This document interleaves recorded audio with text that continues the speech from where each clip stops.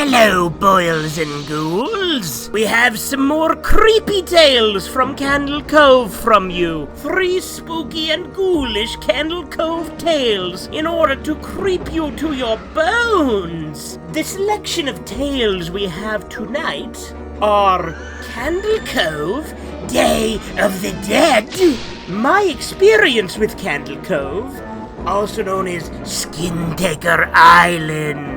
And then we'll wrap up with Candle Cove Memories. Most of the laugh tracks on television were recorded in the early 1950s. These days, the people you hear laughing are dead. We don't have to talk about it if you don't want to, of course. I thought that's what your job was about. Talking?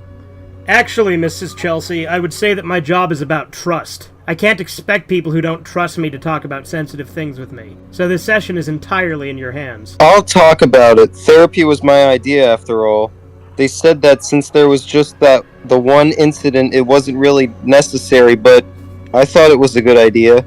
Alright then, tell me what happened. It was just a drawing on the sidewalk, a stencil, you know? Artists leave them around the city sometimes, and I was out shopping with my family when my son pointed it out. It was a skeleton wearing a top hat, and it had the word Saturday underneath it. What do you think that means? It sounds like Baron Samedi. Who? He's a Loa, a voodoo spirit. He watches over the dead, and he's usually presented by a top hat and a skull. Samedi means Saturday. So this drawing frighten you? I had a kind of an autistic fit when I saw it. They called it an anxiety attack. They even took me to the hospital. And what did they find out? They said there's nothing wrong with me physically. They talked about stress and lack of sleep, and they said I should take it easy, but not to worry unless it happened again. But I'm worried anyway. Has anything like this ever happened before? Once, the same day that my son died. You said your son was the one who noticed the stencil? That's my youngest son, Dylan. I had an older son, Jonah. But he's not with us anymore. He was murdered 5 years ago. I'm very sorry, Mrs. Chelsea. Can I ask if you received any psychological counseling afterwards? No, I was busy with Dylan. You see, isn't it strange? The day Jonah died was the same day I found out I was pregnant again. And I guess I just poured everything into managing the pregnancy so that I wouldn't think about anything else. And for years I didn't. Not until this week. Should I talk about the murder? As I said, you don't have to talk about anything you don't want to. I'll talk about it. Jonah was 15. I had him when I was still in high school. He was very gifted. He played the cello and the piano, and they made him the organist at our church.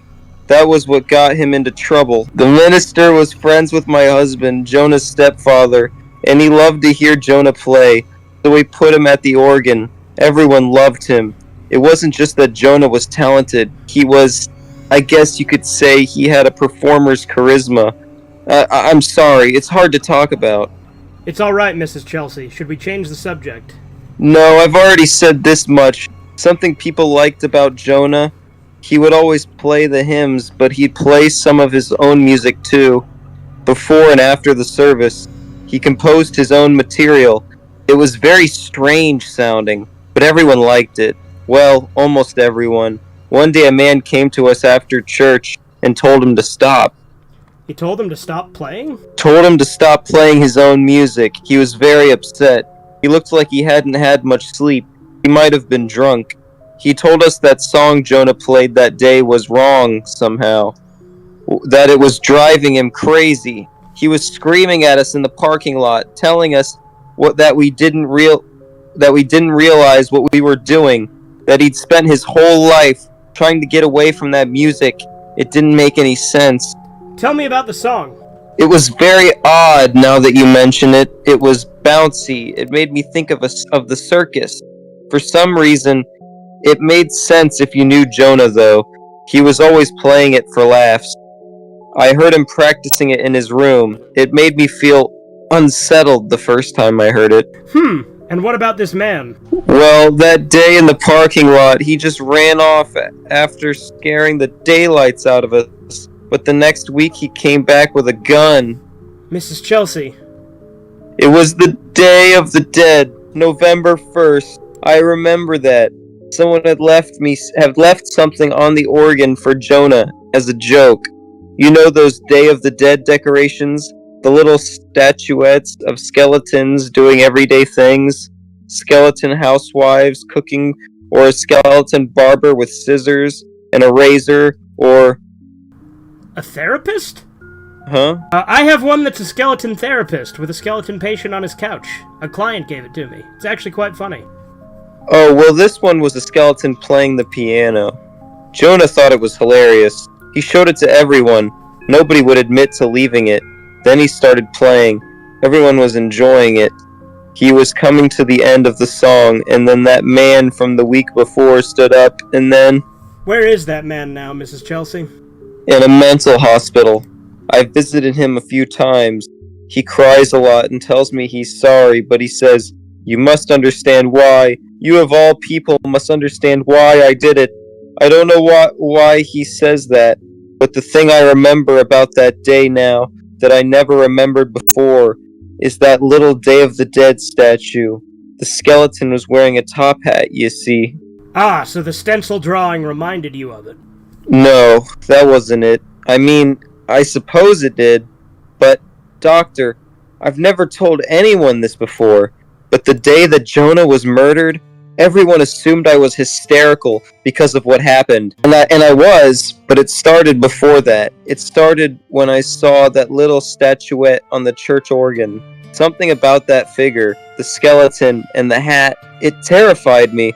It scared me so bad that I wanted to stand up and shout to Jonah to run away from it, but I was too frightened to even move. And by the time I could, the man with the gun had already... It's alright, Mrs. Chelsea, but you're sure that your fear response started before the shooting, not after? Yes, I'm sure. So the skeleton with the hat, that image upsets you. Do you know why? I can't imagine. Can you think of the first time you ever saw it? Well, when I was a child, I used to have a nightmare. There was a little girl in a room. Was it you? It might have been, but it was hard to tell. Whoever she was in a dark room, and she was crying, and all around her, there were these, I guess, puppets, or dolls, and they were screaming. The puppets were screaming? Yes, all of them, screaming, and the little girl was crying. Did you have this nightmare a lot? All the time when I was 5. What does this have to do with a skeleton and a top hat? That was one of the puppets. That's the first time I can remember seeing that image. Well, not seeing exactly, but that's my earliest memory. I see. What did your parents do when you told them about this dream? They took the TV away. Why? They said that I had the dream because of something I saw on TV. Do you remember that? No, and I didn't at the time either, but they insisted. It was actually very strange. Now that I think about it, it seemed to scare them. Somehow. Of course, it's hard to remember. I was so young, you know. Of course! Do you still have this dream? No, that is... until very recently. But you've had it again. Yes, just after the stencil drawing and the anxiety attack. The same night, actually, but only that once. And that was the first time in, 40 years. I guess it's normal, right, to have that dream again, after seeing something that reminded me of it? We don't really deal in words like normal or abnormal here, Mrs. Chelsea. I would say that it's noteworthy that you had the same dream after so long, but I don't think it's something you have to worry about. Can I ask, was there anything different about the dream this time? Yes. And what was that? One of the puppets! It looked like Jonah! It's alright to cry, Mrs. Chelsea. Here, dry your eyes. I can imagine that it was very upsetting, but it's important to remember that dreams are your mind's way of telling you something. Can you remember any other strange dreams about your eldest son? For a while, right after he died, I would have one where I was standing on the shore, watching him sail away on a big ship. That's a very common image. No, not like this. There was something wrong with that ship. Something terrible. And the people on it with him, they weren't people. Not normal people. I had the feeling they were kidnapping him, carrying him away like they were... Pirates? Yes, that's it. And I heard music too, strange, jumbled circus music. It sounded a little like the song that Jonah played in church. And come to think of it, he told me that the song came to him in a dream first. It might even have been a dream about a ship. I didn't pay much attention. I remember I even faked having to make a phone call so I could leave the room and stop listening to him talk about it. Isn't that terrible? But at the time, hearing about his dreams upset me so much. Let's move on. Have there been any other incidents lately that have upset you? Anything unusual that's disrupted your regular routine? I'm not sure what's important. Anything might be important. We don't know for sure unless we talk about it. Well, a few weeks ago, this was before the panic attack, I was at a toy store trying to find something for Dylan. He was turning 5 that week, and I found this thingy thing. It was a doll, but not a normal one. It was like a little pirate, but its head was one from a porcelain baby doll, the old kind. It looked like something a serial killer would make in their basement. And that bothered you? Well, it was horribly ugly. I asked the owner, and she said she'd found it when she was cleaning out the storeroom. She had no idea where it came from. She wasn't sure whether she should sell it or not. I told her to throw it away. It scared me. I guess it sounds silly now. Why would something like that get to me so much? To grind your skin! What? I said things like that get under our skin. No, you didn't. What the fuck? I thought you said... Never mind. There was something else too. As I was cleaning my son's room the next day, I thought I saw that same doll in there. You thought you did? As I was cleaning under his bed, something caught my eye. It was that red bandana. And I saw that doll's little face staring at me with those cracked, painted eyes. And I swear, I just about screamed. But when I looked under the bed again, it wasn't there. And I told myself I just imagined it. But are all these things really important? Oh yes, Mrs. Chelsea. I'd say we're making great progress. With these sorts of things, you have to go inside. What did you say? You have to go inside of your mindset, inside of your issues. Why did you say it like that the first time? I'm not sure what you mean. Doctor, Let's move on. It seems that your anxiety is being triggered by some very specific imagery. Tell me, when else is this coming up? Tell me, Mrs. Chelsea, please. My neighbor, she had Halloween decorations up on her house for weeks. There was one that was a kind of skeleton that hung in her window, the sort of thing you'd buy at a drugstore this time of year. It startled me. When I looked out my window and saw it, it was like it was looking right into my house. It had big glass eyes that were too large for its skull. That bothered me. I had such a strange feeling when I saw it. The first time I thought to myself, he's found me. It just popped into my head, and a second later, I couldn't have told you what it means, but that's not what scared me. Well, then what did? My neighbor took all the other decorations off her house after Halloween, but she kept that one. Every morning I'd see that thing staring into my window, and finally one day I mentioned it to her, very casually, That was almost Thanksgiving, and she really ought to take that last Halloween decoration down. And she said, I don't know what you're talking about. It's been gone for weeks. Was it still there in the window when you looked again? No. Do you think it was ever really there to begin with? I don't even know. What else has been on your mind? Dylan, he's a very bright child. He glows in the dark like his brother, and they look alike, but he's not a musician. Instead, he draws. He's been making strange pictures? How'd you know? A lucky guess. Do go on, Mrs. Chelsea. I feel sick. I feel like the room is moving. Vibrating with motion. It's your imagination. Tell me. Tell me about Dylan's pictures. They're of a sailing ship, but not a normal one.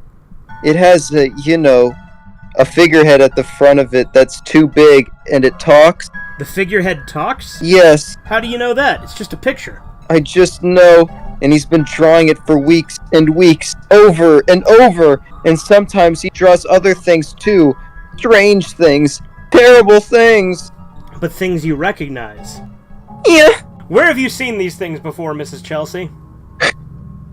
In my dreams, I see that town. And on the television. When I was 5 years old, the show came on every day, and I was scared of it, but I watched it anyway. And when I tried to get my parents to watch it with me, they said... What did they said... What did they say? That there was no show, and I didn't understand what they meant. And that's when the nightmare began. And I remember now. That's where I first heard that song. The strange one that Jonah played. That's why I was upset when I heard it, because it reminded me of that show, and I thought maybe that's why the man at the church was upset by it, too. I guess, as I grew up, I kind of forgot about the whole thing, but... But you didn't forget, did you? You never forget the things that are really important in childhood. I guess. Yeah, you don't? And we didn't forget about you, either. What? I said that they didn't forget. No, you didn't. You said we. We didn't forget about you. Well, it's true. We didn't forget. We've been waiting for you, Janice, all this time. Dr. Horse? Why are you laughing like that, Dr. Horse? I'm not a doctor! I'm a horse! And you see, this isn't a doctor's office at all. It's the cabin of a ship. And I'm not actually a horse! Actually, I'm a broom! That's why I'm moving! That's why you started to feel seasick. What the hell is going on? You're off on an adventure on the high seas, Janice! Just like the ones on television when you were a little girl. The ones we made just for you! Stop talking like that and stop calling me that too. My name isn't Janice. But it could be. You'd make just as good a Janice as anyone. And think of how much better it would be if you were. Janice never had a murdered son. Janice never had to worry about losing her mind. Janice only had the adventures all the time. But they were so awful. So frightening. Well, being a child is always a little frightening, isn't it? But you won't be alone here. All of your friends are on board. And we have some new ones, too. Even Jonah is here. Jonah? Oh, yes. He's been just the best little crew member for us. He's been waiting for you. Just think about how wonderful it'll be to see him again. And to see everyone else. All one big happy crew together. But what about Dylan? Your other boy? Oh, don't worry about him. We'll get around to him in due time. But do you hear that, Janice? I hear a voice. And what's it telling you? I don't want to listen to it. I don't want to be here. I want to go home. This is home, Janice. This is the home we made for you. The home that's been waiting for you. The home that you'll be in forever and ever. The voice that you hear, that's the voice of your new home. And what's it saying?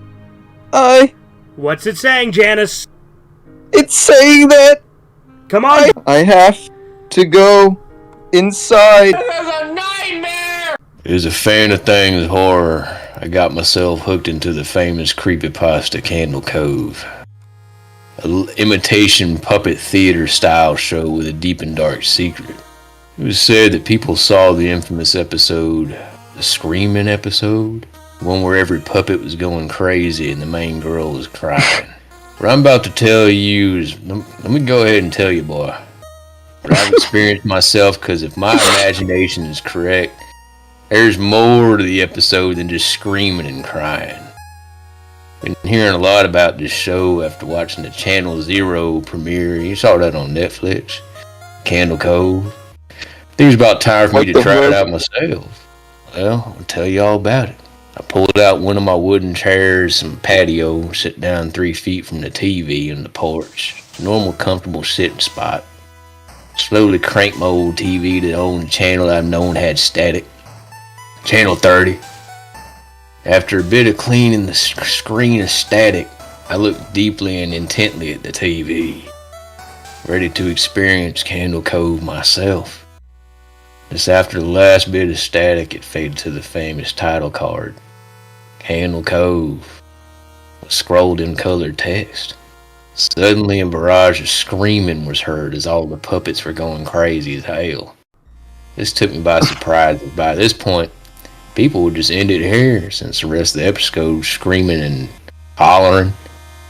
The little girl crying and shit. It got kind of weird. Pirate Percy suddenly came on screen. "Hey, Captain, we're just up ahead on the island." Camera slowly moved over to a weirdly shaped island. Red colored letters scrolled on the top of the screens, kind of like hyper-realistic style, saying, "This is the island of the foreskin taker." They all went to the island and then came across a over and skinny little guy. It's called the foreskin taker. He's very silent until Horace asked about the island. "My name is not Shane, kid. It's not to be answered. This island's where I eat people," foreskin taker said, wheezing. Horace and Percy were about to leave, and suddenly they felt hands grab their arms. "Hey boy, no one leaves the island, foreskin taker. I got you now." By this point, foreskin taker's growling at his goddamn jaw extended and he ate him. They were puppets.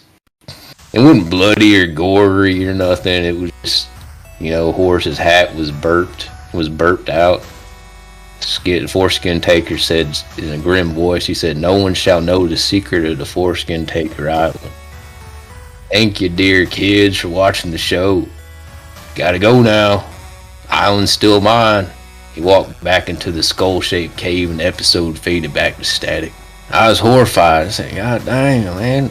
Tripping balls watching this shit." I screamed through my damn patio chair. It was fucking crazy. Broke my TV. Son of a goddamn... I mumbled as I had to throw away my TV. Fucking broke the damn thing. Had to buy another one from damn lot. Had to go to damn Best Buy and get another one. As I was looking for one on Best Buy, I kept seeing a notepad, a little tack to it. It said, "You can't throw me away, bitch. I'm foreskin taker." When I pulled the little notepad off of it, it said, "I'm the foreskin taker. I know everything. I run this shit." It was in 1971 when I first moved to Ashland, Ironton. My family had moved away from Beacon, New York, due to the issues we had when we lived there. Due to this, my younger brothers and sisters complained.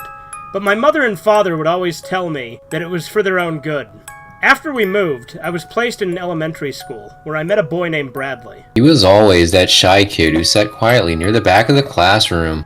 He was skinny, pale, and whenever I saw him, he wore small glasses. After a few months of schoolwork, he was confronted by Bradley, who began to talk about a kids show called Cove. He gave an outline about what the show was about. It was about a little girl named Janice who imagined herself to be friends with a crew of pirates on a talking ship, and a character called Mrs. Laughingstock. He told me that the show's antagonist was called Horace Horrible. This intrigued me, so I asked him where I could watch it. He told me that it only aired on Channel 58 when the school day ended. I ran up to my bedroom, turned on the TV, and tuned into Channel 58. An episode now known as Getting Under My Skin was playing. The episode began with Miss Laughingstock telling the Laughingstock crew about the rubber fishes trying to steal another pirate's treasure. After some more boring plot details, they reach a cave with a character named the Skintaker. And he's singing in a creepy voice to a song that was dubbed Come Come Rip. The main character, Janice, follows the pirates as they head towards the Skintaker and Horace Horrible. The camera then focused on the Skintaker. Facing the crew as Janice asked why his mouth moved sideways. Then he said it. No, he shouted it.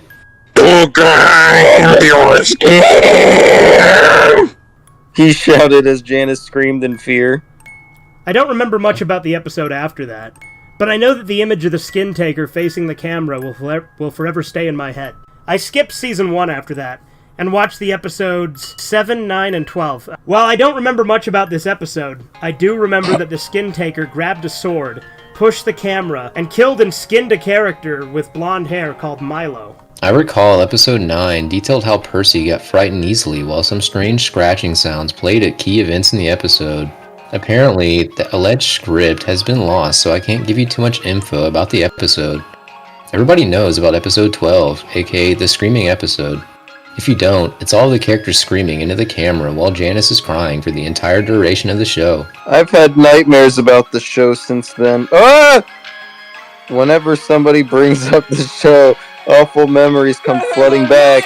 Ah! Here's what I know. Milo's hair color is highly debated. This is believed to have been caused by the broadcast having issues with transmitting the hair color.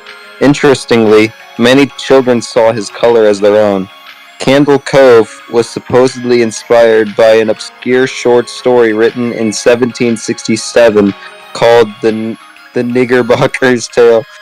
The book was written by an anonymous author who is speculated to be a man named Colin Calkry.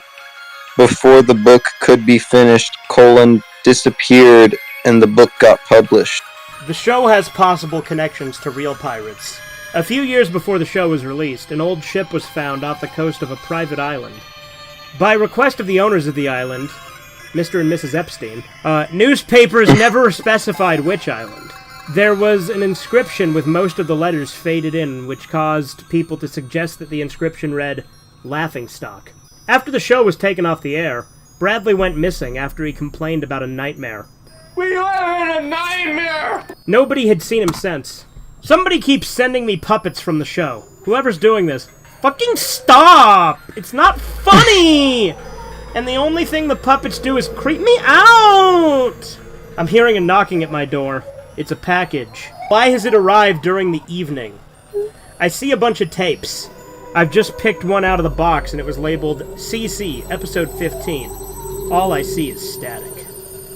Ernest goes on the laughingstock? Alright, now we're on to the review portion, and I'm not doing this in Crypt Keeper character just because I find it would be really hard for me to do a review like that. But I don't have a ton to say about the two shorter stories. They were actually really, really short this time, like even far more short than the other two in the first video. Those two short stories, honestly, they're decent enough. They're just small, anecdotal stories of Candle Cove with personal experiences. They're not too crazy. They're not bad. They're not spectacular either. They're fine. They're serviceable to build on to the urban legend aspect of Candle Cove, I suppose. One note that I will give that was really fucking weird, though, was in Candle Cove Memories. It kept referring to the laughingstock as Miss Laughingstock, but the laughingstock is a guy. It's a male ship. So it was really weird to hear it keep calling him Miss Laughingstock. Corbin theorized that maybe that's because of, like, Bubby and Flapjack. Maybe they thought of it like that or something. I don't know. That was a weird thing. The guy getting sent the puppets at the end was a little stupid. Kind of came out of nowhere. If there was some build-up to it or a reason for it, it might have been fine. But with the way it is presented, it is a little jarring that he just suddenly starts getting sent puppets. Like, what was the impetus for that? Why is that happening? Meanwhile, Skintaker Island focused a lot more on the Screaming episode. The Skintaker Island aspect was also kind of unique, I suppose, but for the most part it didn't really add anything too crazy or new. The real highlight of this video, however, was the first story, Candle Cove Day of the Dead. Honestly, this is probably the best Candle Cove creepypasta, or at least one of them. This is right up there with the original and Tales from the Laughingstock to me. Like, legitimately, Day of the Dead is fucking great. It builds on the lore. It explores the psychological aspect of it, but also has a nice twist with the fact that you're getting slowly revealed to you that this isn't a psychologist she's talking to. This is one of the Candle Cove puppets. This is like Pirate Percy or something. And they're kidnapping her and taking her away to Candle Cove to be with her dead son, who they already took. And I think that story is a lot more interesting than a lot of these spin-offs are because of that. Again, there's not a whole lot I really have to say other than that. It is a good story. I think Day of the Dead is really great. And again, I would put it up there with the original and Tales of the Laughingstock. As far as this actual video went, obviously there was still some funny ad-libbing. A lot less, I think, than there was in the first one, but that's just because there weren't any stories in this one that were anywhere near as retarded as the Journal of Damian Green. The Journal of Damian Green is fucking stupid, and I legitimately have begun to think that it was probably a troll pasta. So, none of these were at that level of stupidity. So, although we did have some jokes and ad-libs in here, It was nowhere near to the degree as the first video. That and Day of the Dead was actually just really good. And again, the other two were serviceable. They weren't like anything spectacular, but they were fun enough. Anyway, I hope you enjoyed. This has been Fugitive Red Eye, And I'll see you boils and ghouls later.